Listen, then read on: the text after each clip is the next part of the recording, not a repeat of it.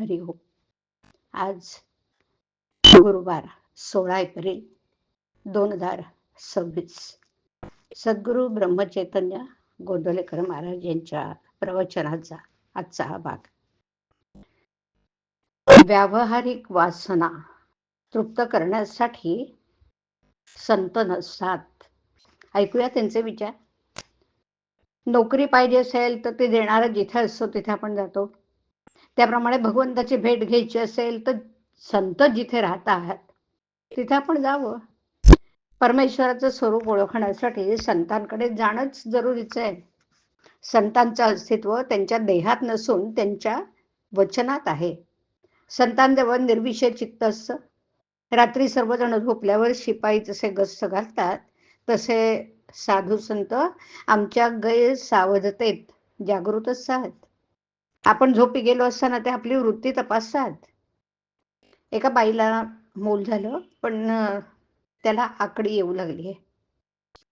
ते पाण्यात उगीच निपचित पडून असायचं. मूल काही बरोबर वाढेना, चांगलं हसेना, खेळेना. मुलाची ती अवस्था पाहून आईला बरं वाटत नसे. अगदी तसं संतांना वाटतं बरं. शिष्य केला खरा, पण साधनात जर त्याची प्रगती होत नसेल तर संताला वाईट वाटतं.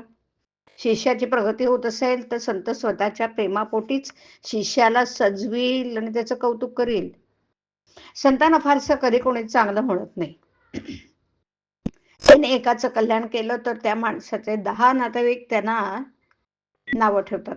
संतांना ओळखण्याकरता जे गुण सांगितलेत ना, ते त्यांची परीक्षा करण्याकरता सांगितले नसून त्यांच्या त्या दृष्टीने उपयोगही होत नाही बरं. त्या गुणांचं आपण आचरण करावं म्हणून ते सांगितलेले असते. संतांजवळ राहणाऱ्या लोकांना 3 बोटे आणि 3 तोटे आणि 3 फायदे असतात. त्यापैकी तोटे असे की 1 वेदांत बोलायला तेवढा उत्तम येतो. 2 संतांजवळ राहिल्याने उगीच मान मिळतो. आणि 3 ते म्हणजे संत सर्व पाहून घेतील या खोट्या भावनेने हा वाटेल तसं वागतो. आता फायदे बघू.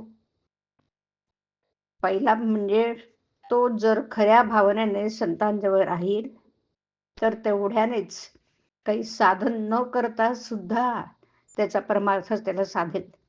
दुसरा फायदा असा की त्याला मान मिळेल, पण तो स्वतः मानाच्या अपेक्षेच्या पलीकडे राहील.